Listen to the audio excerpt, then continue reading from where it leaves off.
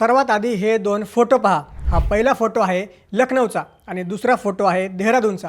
हे दोन्ही फोटो तुम्ही आता पाहिले असतील, पण या दोन्ही फोटोंमध्ये एकच गोष्ट कॉमन आहे, ती म्हणजे पहिल्याच मुसळधार पावसात उघडा पडलेला भ्रष्टाचाराचा खड्डा।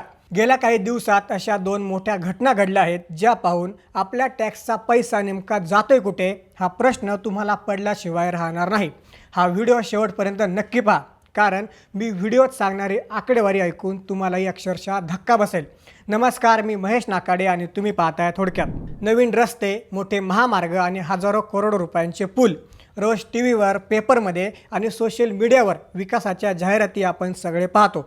अब्जावधी रुपये खर्च करून उभारलेल्या या प्रकल्पांचं थाटामाटात उद्घाटनही केलं जातं, पण जेव्हा पहिलाच पाऊस पडतो तेव्हा या विकासाचा खरा बुरखा टाराटारा फाटतो। सर्वसामान्यांच्या कष्टाचा, त्यांच्या घामाचा आणि करांच्या रूपानं भरलेला हजारो कोटी रुपयांचा पैसा कसा थेट पाण्यात वाहून जातो याची दोन जिवंत उदाहरणं म्हणजे या दोन घटना आहेत। पहिली धक्कादायक घटना घडली आहे उत्तर प्रदेशमध्ये। लखनौ कानपूर ग्रीनफील्ड राष्ट्रीय उन्नत द्रुतगती मार्ग या प्रकल्पासाठी किती खर्च आला माहिती आहे? तब्बल 4200 कोटी रुपये। अवघ्या 12 दिवसांपूर्वी म्हणजे 13 जुलै रोजी राज्याचे मुख्यमंत्री योगी आदित्यनाथ, देशाचे संरक्षण मंत्री राजनाथ सिंह आणि केंद्रीय महामार्ग मंत्री नितीन गडकरी यांच्या हस्ते या मार्गाचं थाटामाटात उद्घाटन झालं होतं।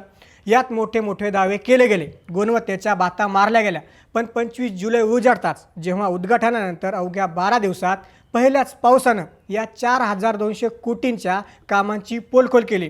12 दिवसात रस्त्याची अवस्था अशी झाली की कामाच्या गुणवत्तेबाबत कोणालाही प्रश्न पडल्याशिवाय राहणार नाही।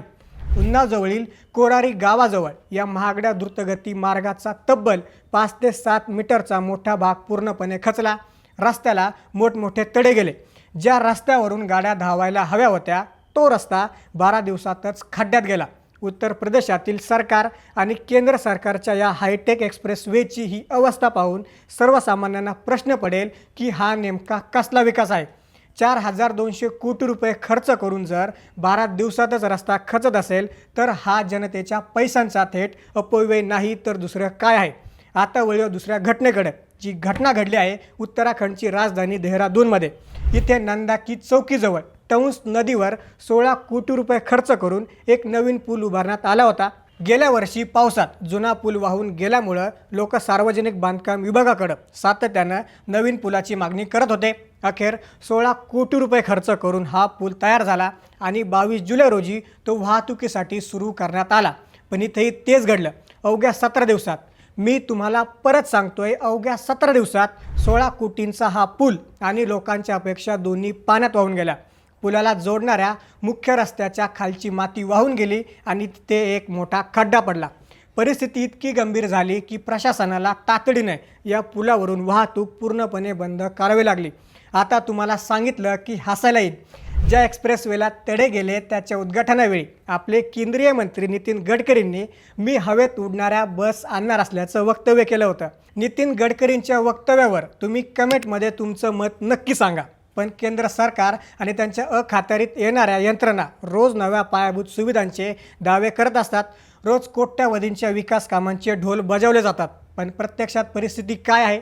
4200 कोटींचा एक्सप्रेसवे असो की 16 कोटींचा पूल, पहिल्याच पावसात हे सर्व प्रकल्प पत्त्यांच्या बंगल्यासारखे कोसळताना दिसत आहेत। केंद्र सरकारच्या या तथाकथित वर्ल्ड क्लास इन्फ्रास्ट्रक्चरच्या दाव्यांमागं भ्रष्टाचाराची केवढी मोठी साखळी आहे हे या घटनांवरून सिद्ध होत आहे। कंत्राटदारांचे खिसे भरण्यासाठी आणि उद्घाटनांचे इव्हेंट करण्यासाठी जनतेच्या कष्टाचा पैसा अशा प्रकारे पाण्यात घालवला जात आहे का, असा संतप्त सवाल आज संपूर्ण देश विचारत आहे। या दोन्ही घटना यंत्रणांच्या आणि सरकारच्या बेफिकिरीचे जिवंत पुरावे आहेत। NHAI असो की स्थानिक बांधकाम विभाग, कोणावरही जबाबदारी उरलेली नाही।